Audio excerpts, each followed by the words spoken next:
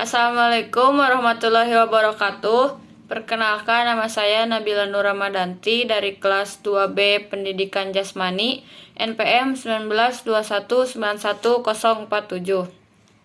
Di sini saya akan mempresentasikan tentang keterampilan gerak. Yang pertama ada pengertian keterampilan gerak, ada klasifikasi keterampilan gerak, dan unsur kemampuan yang membentuk keterampilan gerak. Keterampilan gerak merupakan kemampuan seseorang dalam melakukan gerak dengan koordinasi bagian atau keseluruhan tubuh berfungsi dengan baik. Tingkat koordinasi gerakan relatif tinggi.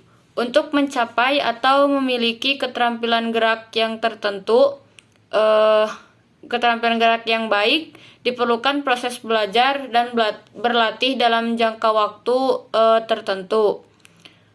Faktor bakat, minat, kesungguhan belajar, media belajar, metode belajar, dan tingkat kesulitan gerak sangat mempengaruhi lamanya waktu belajar.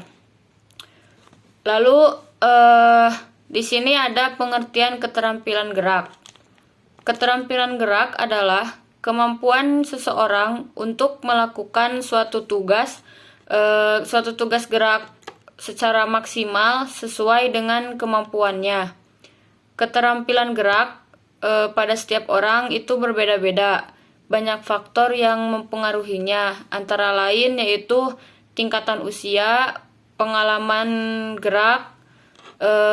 Lalu sifat dasar dari sebuah keterampilan adalah memaksa seorang pelajar untuk lebih membuat pertimbangan ketika merencanakan belajar dari pengalaman. Mengetahui perbedaan keterampilan dapat membantu praktisi dalam merencanakan pembelajaran dan mempraktikkan pengalamannya sebagai sebuah titik awal untuk penilaian penampilan. Lalu ada klasifikasi keterampilan gerak. Keterampilan gerak adalah kemampuan untuk melakukan gerak secara efektif dan efisien. Keterampilan gerak merupakan perwujudan dari kualitas koordinasi dan kontrol tubuh dalam melakukan gerakan. Pengklasifikasian gerak bisa dibuat berdasarkan beberapa sudut pandang, yaitu yang pertama, klasifikasi berdasarkan kecepatan gerak. Keterampilan gerak dapat dikategorikan menjadi dua, yaitu keterampilan gerak agal atau gross motor skills adalah gerak yang di dalam pelaksanaannya melibatkan otot-otot besar sebagai basis utama. Diperlukan keterlibatan bagian-bagian tubuh secara keseluruhan. Lalu yang kedua ada gerak halus atau fine motor skills. Adalah gerakan yang di dalam pelaksanaannya melibatkan otot-otot halus sebagai utama gerakan. Melibatkan sebagian dari anggota badan yang digerakkan oleh anggota badan yang digerakkan oleh otot-otot halus.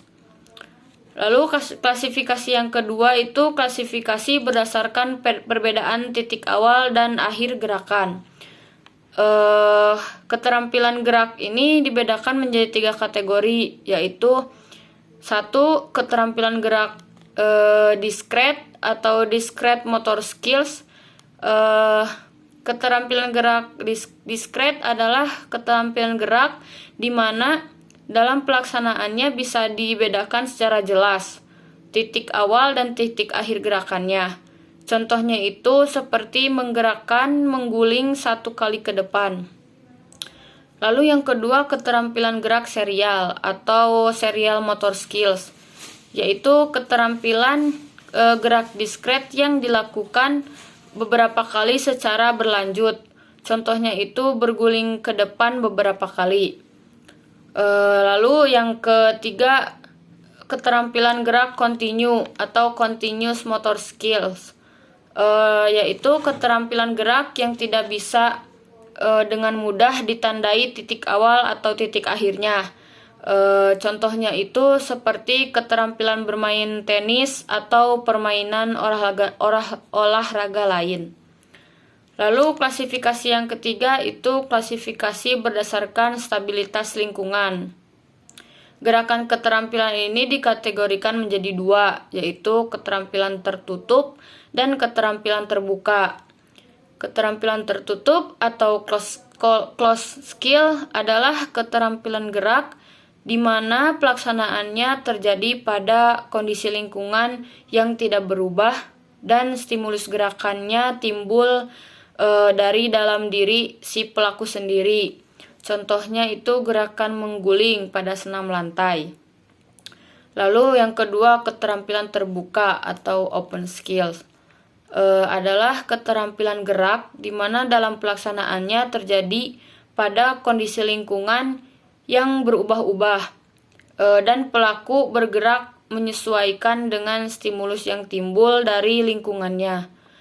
Perubahan kondisi lingkungan bisa bersifat temporal dan bisa bersifat spasial. Contohnya itu seperti gerakan memukul bola yang dilambungkan. Lalu ada unsur-unsur kemampuan yang membentuk keterampilan gerak. Ada 3 kelompok kemampuan yang membentuk keterampilan gerak, yaitu kemampuan fisik, kemampuan mental, dan kemampuan emosional. Fisik sebagai fungsi untuk melakukan gerakan, kualitasnya perlu baik agar gerakan bisa terampil.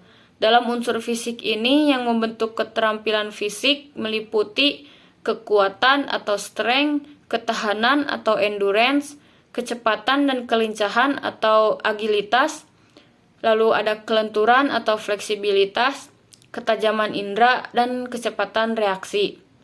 Lalu ada kemampuan mental. Kemampuan mental adalah kemampuan yang memerlukan fungsi pikir. Dalam kemampuan mental termasuk juga kemampuan imajinasi. Lalu kemampuan mental ini ada 9 unsur. Yang pertama yaitu kemampuan memahami gerakan yang akan dilakukan. Yang kedua, kecepatan memahami rangsangan atau stimulus. Yang ketiga, kecepatan membuat keputusan. Yang keempat, kemampuan memahami hubungan jarak atau spasial. Lalu yang kelima, ada kemampuan menaksir irama. Yang keenam, kemampuan mengingat gerakan. Yang ketujuh, ada kemampuan memahami mekanika gerakan, dan ada juga kemampuan berkonsentrasi. Lalu ada juga kemampuan emosional. Kemampuan atau kondisi emosional juga berperan penting dalam menghasilkan penampilan gerak yang terampil. Kemampuan atau kondisi emosi awal yang berpengaruh pada saat melakukan gerak terhadap kualitas penampilannya, yaitu meliputi 1. Kemampuan mengendalikan emosi dan perasaan. Yang kedua, tidak ada gangguan emosional. Yang ketiga, merasa perlu dan mau melakukan gerakan. Dan yang keempat, yaitu bersikap positif terhadap prestasi belajar gerak. Sekian yang dapat saya sampaikan. Mohon maaf apabila ada kesalahan. Wassalamualaikum warahmatullahi wabarakatuh.